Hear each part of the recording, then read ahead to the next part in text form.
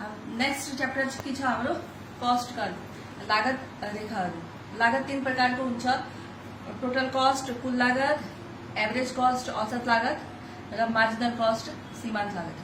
कुल लागत भनेको के हो? टोटल कस्ट भनेको जति पनि वस्तु प्रोड्युस भएको छ त्यो सबैमा लाग्ने लागतलाई टोटल कस्ट। एभरेज कस्ट भनेपछि प्रति इकाई उत्पादनमा लाग्ने पर युनिटमा लाग्ने खर्चलाई एभरेज कस्ट। मार्जिनल कस्ट भनेपछि change in TC upon change in U. कुल लागतमा आएको चेन्जलाई के छ मार्जिनल कस्ट भनिन्छ। अब यो च्याप्टरमा अर्को कन्सेप्ट के छ? सर्ट टर्म लागत है। सर्ट टर्म लागत भनेपछि अल्पकालमा लाग्ने लागतहरू। अब यो तीन प्रकारका छन्, कुल लागत, औसत लागत र सीमांत लागत। कुल लागत भनेको के हो? टोटल जति खर्च टोटल लागेको छ। अब उत्पादनका जो साधनहरू छ त्यसलाई दुई भागमा डिभाइडेड गरिन्छ, एउटा स्थिर साधन र दोस्रो परिवर्तनशील साधन। तो स्थिर साधन र परिवर्तनशील साधन हुन्छ। स्थिर साधन भनेको के हो? जो कन्स्टेन्ट जति पनि उत्पादन बढोस् उत्पादन नहोस् है, जो खर्चहरू प्रोड्युसरले तिर्नु पर्ने नै हुन्छ, जसरी पुँजीको ब्याज छ, बिमाको प्रिमियम छ, स्थायी कर्मचारीहरूको स्यालेरी छ है, यस्ता खर्चहरू जुन तिर्नु नै पर्ने हुन्छ भने त्यो स्थिर लागत। अनि भेरिएबल लागत भनेको उत्पादन सँगै चेन्ज हुने लागतलाई भेरिएबल लागत भनिन्छ है। अब त्यस्तै कुल लागत भनेको के हो? टीएफसी र टीबीसी को जोड। टीएफसी भनेपछि कुल स्थिर लागत, स्थिर साधनमा लाग्ने लागतलाई कुल स्थिर लागत।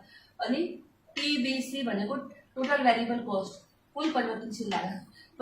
परिवर्तनशील साधनमा लाग्ने लागतलाई के हो? हाम्रो कुल परिवर्तनशील लागत। अब इन दुवैलाई जोडिदियौँ भने हाम्रो के आउँछ? अल्पकालीन कुल लागत।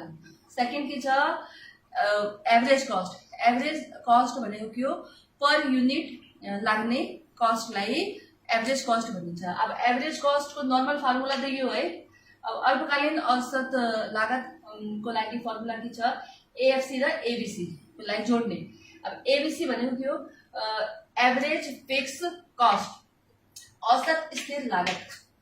एबीसी भनेको एभरेज भेरिएबल कस्ट, औसत परिवर्तनशील लागत। औसत स्थिर लागत र औसत परिवर्तनशील लागत, इन दुवैलाई प्लस गरेपछि हाम्रो के आउँछ?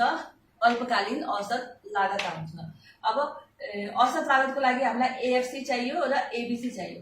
अब एएफसी को लागि के गर्ने हो? टीएफसी डिवाइडेड बाई क्यू र एबीसी को लागि टीबीसी अपनमा क्यू। इन दुवैलाई डिवाइड गरेपछि हाम्रो के आउँछ? टीएफसी लाई क्यू डिवाइड गरेपछि एएफसी, टीबीसी र क्यू लाई डिवाइड गरेपछि एबीसी आउँछ। इन दुवैलाई प्लस गरिदियो भने एसी आउँछ।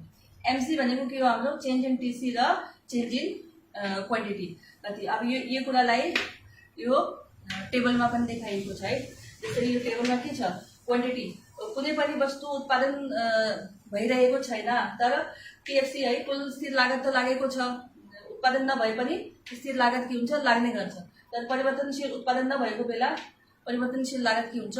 जिरो हुन्छ। अब उत्पादन बढ्दै जाँदा के छ? टीएफसी कन्स्टेन्ट छ, टीएफसी मा कुनै चेन्ज आउँदैन, तर परिवर्तनशील लागतमा के हुन्छ? पनि बढ्दै गएको छ। उत्पादन बढ्दा परिवर्तनशील लागत पनि बढ्दै जान्छ। टीएफसी के हुन्छ?